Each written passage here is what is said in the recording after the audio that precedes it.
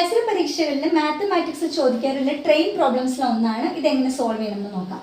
150 metre നീളമുള്ള train 200 metre നീളമുള്ള പാലം കടക്കാൻ 35 സെക്കൻഡ് സമയമെടുക്കുന്നുവെങ്കിൽ ട്രെയിനിന്റെ വേഗത എത്ര? ഓക്കെ, ട്രെയിനിന്റെ ലെങ്ത് 150 മീറ്റർ ആണ്, പാലത്തിന്റെ ലെങ്ത് 200 മീറ്റർ ആണ്. ഈ പാലം കടക്കാൻ ട്രെയിൻ എടുക്കുന്ന സമയം 35 സെക്കൻഡ് ആണെങ്കിൽ ട്രെയിനിന്റെ സ്പീഡാണ് കണ്ടുപിടിക്കേണ്ടത്. ഇത്തരം ക്വസ്റ്റ്യൻസ് വന്നാൽ നമുക്ക് ബേസിക് ആയിട്ട് അറിയേണ്ട ഇക്വേഷൻ എന്താണ്? ഈ സ്പീഡും ടൈമും ഡിസ്റ്റൻസും തമ്മിലുള്ള ബന്ധമാണ് അറിയേണ്ടത്. ദൂരം ഈക്വൽ ടു സമയം ഇൻറ്റു വേഗത, അത് നമ്മൾ പഠിച്ചിരിക്കണം. ഇങ്ങനെ ഒരു ട്രയാങ്കിളിന്റെ രണ്ട് സൈഡിൽ സമയവും സ്പീഡും ടൈമും കൊടുത്തിട്ട് ഈ സൈഡിൽ ഡിസ്റ്റൻസ് കൊടുത്താൽ നിങ്ങൾക്ക് ഇങ്ങനെ ഓർത്ത് വെക്കാം. ഡിസ്റ്റൻസ് ആണ് വലുത്, distance equal to speed into time. അല്ലെങ്കിൽ ഇങ്ങനെ STD എന്ന് പഠിച്ചു വെച്ചാൽ മതി. അപ്പോൾ നിങ്ങൾ മറന്നു പോവില്ല. S into T is equal to D അല്ലെ? സ്പീഡ് ഇൻറ്റു ടൈം ആണ് ഡിസ്റ്റൻസ്. അപ്പോൾ ഡിസ്റ്റൻസ് ഒരു സ്പീഡ് ഇൻറ്റു ടൈം ആണെങ്കിൽ സ്പീഡ് എന്തായിരിക്കും?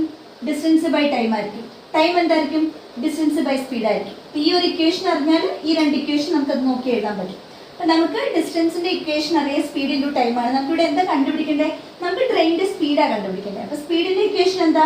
Speed is equal to distance by time. അപ്പൊ ആ ഇക്വേഷൻ ആണ് നമ്മളിവിടെ യൂസ് ചെയ്തത്. Speed is equal to distance by time. Time നമുക്ക് ഇവിടെ തന്നിട്ടുണ്ട്, എത്രയാ? 35 സെക്കൻഡ് എന്ന് തന്നിട്ടുണ്ട്. അപ്പൊ ഡിനോമിനേറ്ററിൽ നമുക്ക് 35 ഉണ്ട്. ന്യൂമറേറ്ററിൽ ഡിസ്റ്റൻസ് എത്രയാണ്?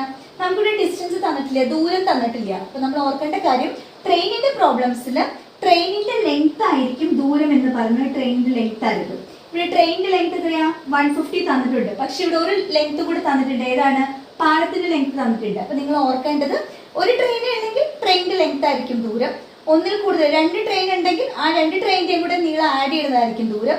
ഒരു ട്രെയിനും ഒരു പാലം ഉണ്ടെങ്കിൽ ആ ട്രെയിനിന്റെ നീളവും പാലത്തിന്റെ നീളവും കൂടെ ആഡ് ചെയ്യുന്നതായിരിക്കും ദൂരം എന്ന് പറയാം. ഇവിടെ 2 നീളം ഉണ്ട്, രണ്ടും കൂടെ ആഡ് ചെയ്യുക. 200 പ്ലസ് 150 350 ആയിരിക്കും ഇവിടെ ടോട്ടൽ ലെങ്ത് എന്ന് പറഞ്ഞിട്ടുണ്ടെങ്കിൽ. അതാണ് ഇവിടുത്തെ ഡിസ്റ്റൻസ്. ഓക്കെ, ഇപ്പൊ ഡിസ്റ്റൻസ് എന്ന് പറഞ്ഞാൽ ട്രെയിനിന്റെയും പാലത്തിന്റെയും നീളം നമ്മൾ ആഡ് ചെയ്താൽ മതി. ഡിവൈഡ് ബൈ ടൈം നമുക്ക് തന്നിട്ടുണ്ട് 35. സോ 350 ബൈ 35 10 സെക്കൻഡ് ആണ്. 10 മീറ്റർ പെർ സെക്കൻഡ് ആണ് നമ്മുടെ സ്പീഡ് എന്ന് പറഞ്ഞത്. ഇതാണ് നമ്മുടെ ആൻസർ. ഇത്രയേ ഉള്ളൂ. ഈ ഒരു പ്രോബ്ലം തന്നാലും നമുക്ക് സോൾവ് ചെയ്യാനായിട്ട് ബേസിക് ആയിട്ട് നമുക്ക് ഇവിടെ വേഗത കാണണം. വേഗതയുടെ ഇക്വേഷൻ എന്താണ്? Speed into time is equal to distance നമുക്ക് അറിയാമെന്നുണ്ടെങ്കിൽ നമുക്ക് speed is equal to distance by time എന്നുള്ള ഇക്വേഷൻ കിട്ടും. സ്പീഡ് ഡിസ്റ്റൻസ് ബൈ ടൈം ആണ്. ടൈം തന്നിട്ടുണ്ട്. ഡിസ്റ്റൻസ് എന്താണെന്ന് നമ്മളൊന്ന് ലോജിക്ക് വെച്ചിട്ടൊന്ന് ആലോചിക്കുക. ട്രെയിനിന്റെ നീളം പാലത്തിന്റെ നീളം കൂടെ കൂട്ടുന്ന ടോട്ടൽ ലെങ്ത് ആണ് ഇവിടെ ഡിസ്റ്റൻസ് പറഞ്ഞിട്ടുണ്ടെങ്കിൽ. സോ ആഡ് ചെയ്യുന്നു, 350 ഡിസ്റ്റൻസ് കിട്ടുന്നു. 35 നമുക്ക് നമ്മുടെ ക്വസ്റ്റിലെ ടൈം തന്നിട്ടുണ്ട്. സോ ഡിസ്റ്റൻസ് ബൈ ടൈം ചെയ്യുമ്പോൾ നമുക്ക് എന്ത് കിട്ടുന്നു? സ്പീഡ് കിട്ടുന്നു.